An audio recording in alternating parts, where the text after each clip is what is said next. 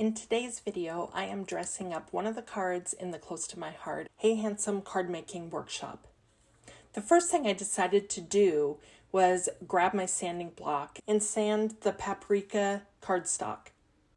I then stuck the next piece on and brought in a piece of foam and my ruler that has the stitching guides on it, and I simply took my piercing tool and added some faux stitch lines.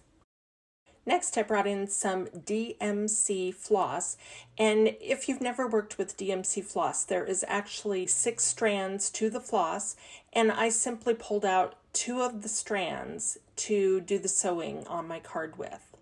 Once that part was complete, I brought in a couple of little glue dots and I placed my tiny die cut buttons along the side that was not sanded.